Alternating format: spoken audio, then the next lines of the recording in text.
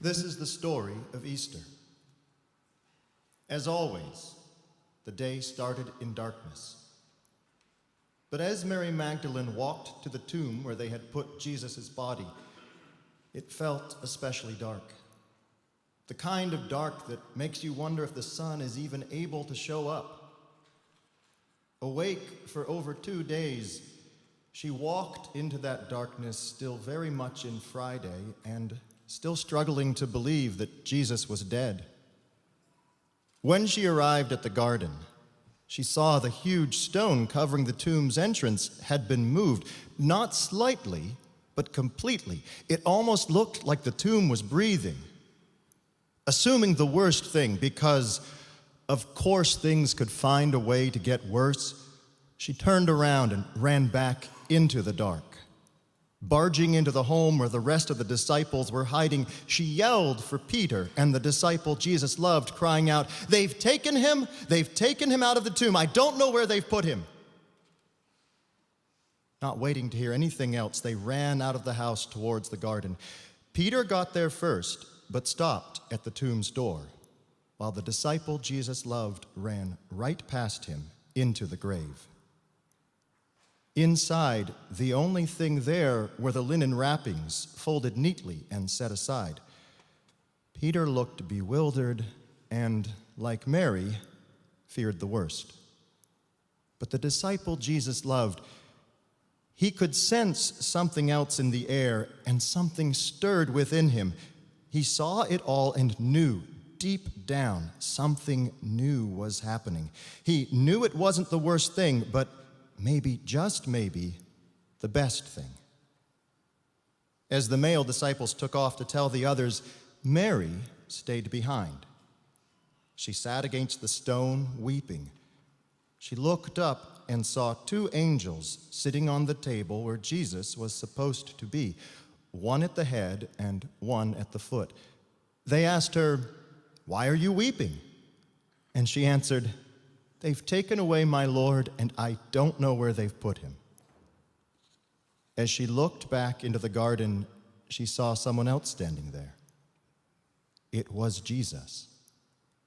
But whether it was the darkness, her grief, or maybe he looked different, Mary didn't recognize him and mistook him for the gardener. Jesus sat down beside her and asked, "Why are you weeping? Who are you looking for?" "Sir," she said, "if you've carried Jesus away, tell me where you've put him. I will take him." Jesus looked at her and said her name, Mary. With that one simple word, everything changed. She cried out, "Teacher," and hugged him. But Jesus said she can't stay here clinging to him. Instead, he sent her, saying, "You were first. Now everyone else needs to know. Go and tell them what's happened." She took off again, this time into the light that was shining, and she barged back into the home where the rest of the disciples were still hiding and cried out, "I have seen him. He is risen." This is our story. Thanks be to God. God be with you.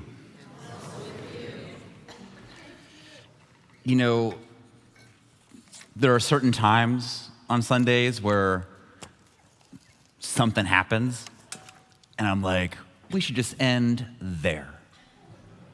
And Noah, thank you for that reading, man. That was just so beautiful and really captures the power of the story that we hear every single Easter, because we should hear it every single Easter.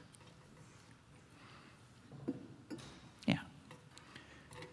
Earlier this week, I was out with some of my gym friends at the coffee shop after a workout, and we were all talking about this race that was happening on Good Friday. And they're like, "Oh, are you doing the race?" I'm like, "Oh no, I can't, I gotta work." And they're like, "Oh yeah, of course, like it's Easter, like it's kind of a big deal." And I couldn't help but laugh, and not at them, like, because like they were right. Like Easter is a big deal. Like for us in the church, and I'd even say for us just as humans, Easter is the biggest deal. Right up there alongside Christmas is Easter. And it offers us one of the most foundational, important, everything-changing truths that our faith offers. And I've been thinking about that truth a lot as we head towards today. And as I think about it, and as you zoom out from it, and as you zoom out in it, the thing I keep coming back to again and again and again is that Easter really has less to do with Jesus rising and more to do with something else. And that's not to say him rising isn't important. It is. It's foundational. It's crucial.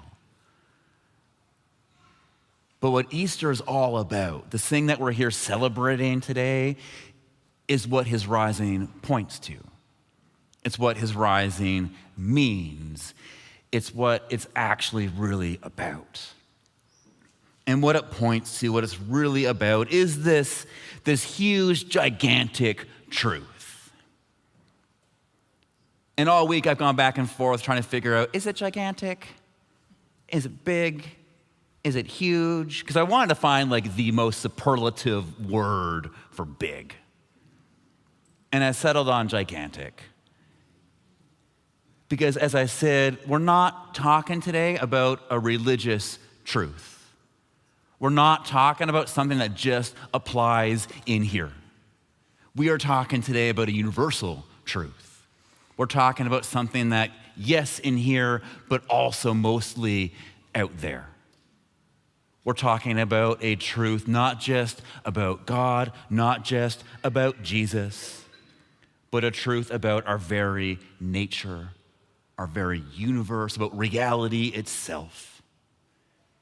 And the truth that Easter offers us is this truth that says love isn't simply the way of Jesus, love is the way of the universe. Love isn't simply an add-on to life, but love is the very foundation of life. It's this truth that says love isn't optional, but love is essential for the life and kind of world that we are always meant to have. That's what Easter is saying to us. That's what Easter wants us to pick up. It's about this truth, that resurrection, about Jesus rising, is God's affirmation and God's validation that love, the kind of love we see in Jesus, this extravagant and indiscriminate love, this love that affirms and accepts, this love that confronts violence and injustice, this love that restores and renews, this love that builds tables, this love that is deep and just and honoring, this love that is stronger than death. That love is the way of the universe. And this is why Easter matters. This is what resurrection is telling us, that love is the foundation, the rhythm, the groove, the music, whatever you want, behind everything. When you boil it all down, when you strip it all away, what we're left with isn't power, greed, violence, but love. Love is the very energy that holds everything together and drives it all forward. Are you with me? Yeah. Yeah, that's what we're celebrating. That's what we're singing about. We're singing about that. This is what Desmond Tutu was getting at when he said, goodness is stronger than evil, and love is stronger than hate, and life is stronger than death. That's Easter. That's resurrection. Those are the truths at the very heart of our faith, that life and love and goodness will always win.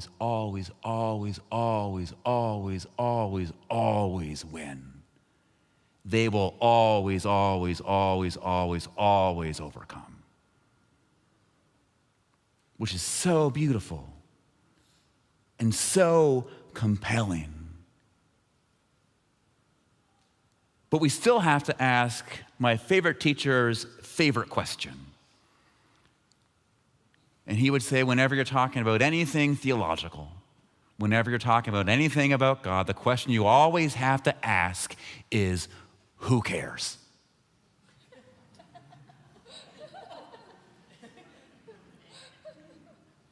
And he was right. Because his point was, if it doesn't matter, if it doesn't actually shape how we live and move and have our being, if it's not actually practical, if it doesn't resonate and reverberate, then who cares? Why does it matter? So what? And so if that's true, if this is what resurrection means, if that is what we are celebrating, if resurrection is more than Jesus is alive, okay, and then back to regularly scheduled programming, who cares? So what? Why does it matter? How does it shape our lives? How does it shape how we live and move and have our being? And I think the answer to that question can be found in the story that we just heard. And it's an amazing story. I think we could spend days and days and days talking about it. There are all kinds of places we could go with it. We could talk about how a woman is the very first person to encounter the risen Christ and the very first person to proclaim the good news. We could talk about how, as Drew already said, resurrection begins in the dark, and how it's just when we want to give up that we have to hold on a little bit longer. We could talk about how the whole thing takes place in a garden, and how that's a throwback to the Garden of Eden, and it's almost like the writer of the story is talking about how the whole universe is starting up all over again. That baked into Easter is this grace of constantly beginning again. We could talk about how Jesus shows up and pulls a Chris Gaines and puts on a disguise. And how sometimes God shows up in the ways we don't expect. And are we listening for the right thing? We could talk about all of that, but we're not going to talk about any of that. Because as I was thinking about what do we do with Easter and why does it actually matter, I kept coming back to the part of the story that happens after Mary. She rushes back to the place where the disciples are hiding. And she says, they've taken him. I don't know where they've put him. And then we get the weirdest part of the whole thing. We have a race between Peter and the disciple that Jesus loved. And the translation we heard didn't really do it justice. Other translations have how they were neck and neck, and how the disciple Jesus loved got there just before Peter did. And to make it even wilder, and this is just so much fun, we're just pulling over on a tangent for a second. Most scholars think that the disciple Jesus loved is John, is in the writer of the story. And what we get here is a first century diss track. And I love that because it gives us another really important truth that we should never waste a good opportunity to dunk on a friend. Even in the resurrection story, oh, no, I can put down my friend here. Nope, I outran you. You were slow. But the two of them get there.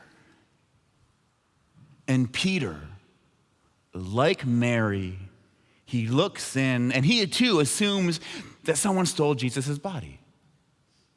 He only sees death. He only sees devastation. He only sees an empty tomb, an empty grave. And he only sees the worst thing.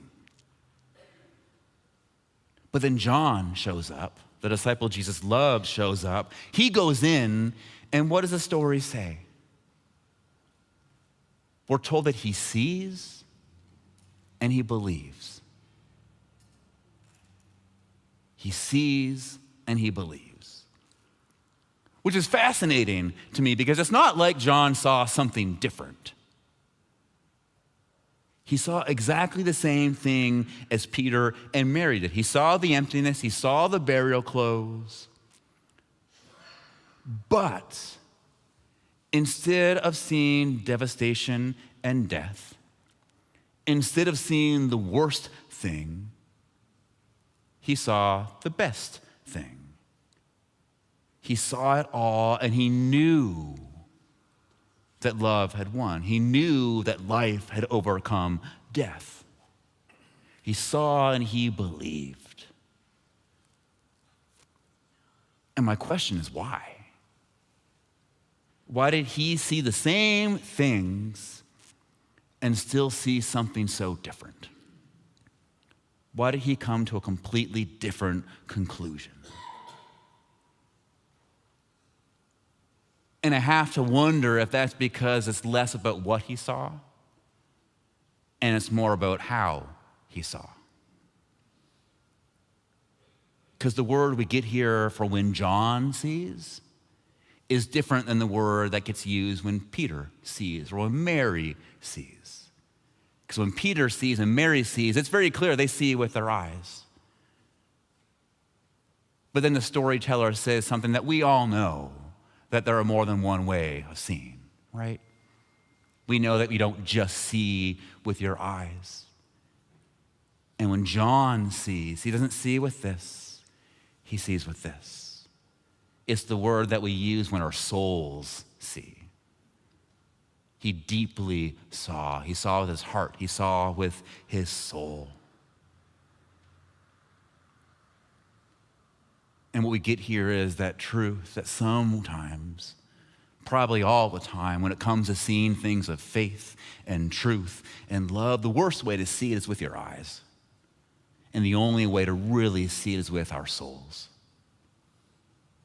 To see what's really true, what's really there, we have to rely on this. And that's what John did. John went in and he chose to see with his soul. He felt something up. He saw something, and he chose to trust that behind the death, behind the devastation, behind the emptiness was life, love, and presence. And so he believed. He believed.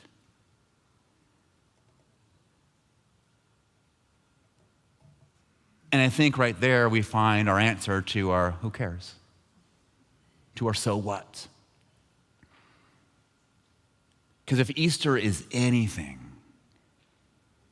it's the invitation to see that truth and live like it's true. And I can't think of a time when we need to hear this more, because we still live, as Drew said, in a world of Good Friday.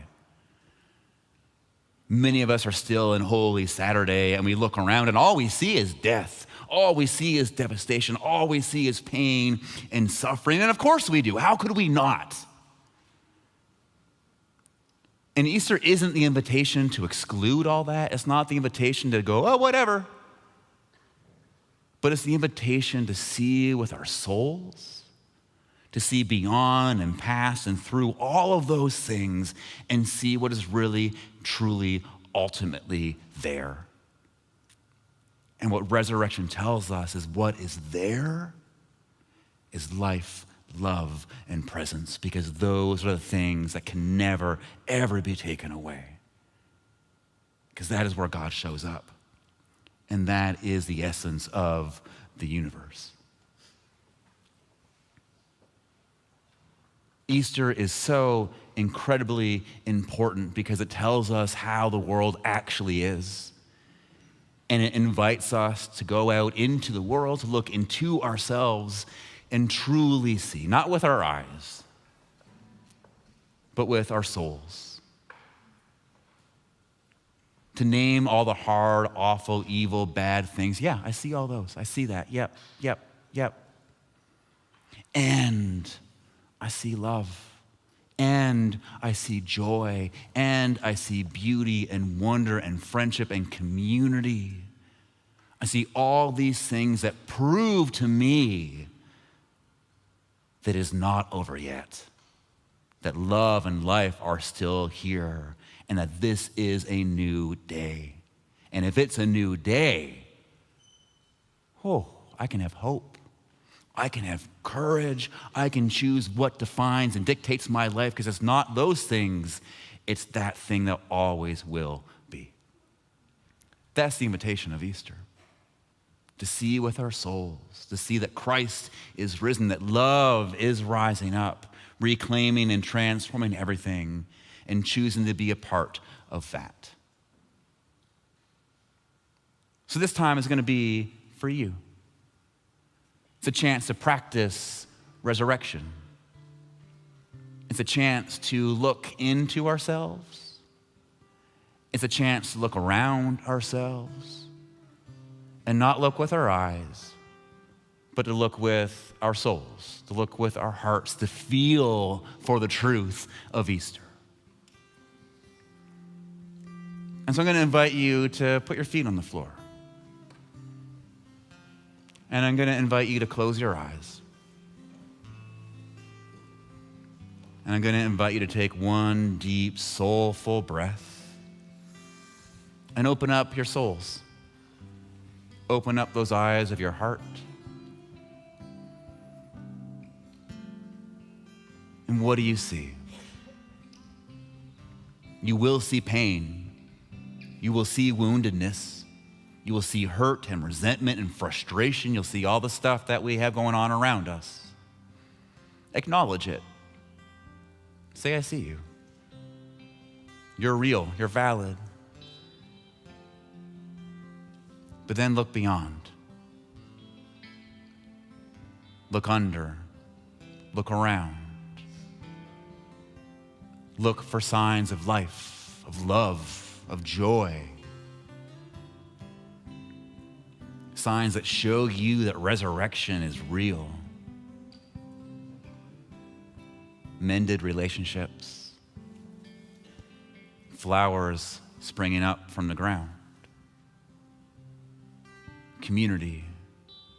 Laughter. Joy. Intimacy. Good food. Justice. All these things that are rooted in the thing of Easter.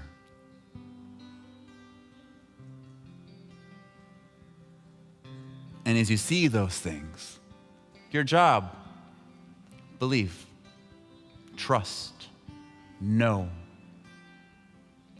Because those are the things that tell us that the worst thing is not the last thing, that resurrection happens, and that God is not done with us yet. And we can walk out of our tombs to proclaim that life is good, that God is here, that we are not alone, and we can be people of resurrection, people who choose to call out, name, and point out these things, because that is where life is found, and that is what will transform everyone and everything.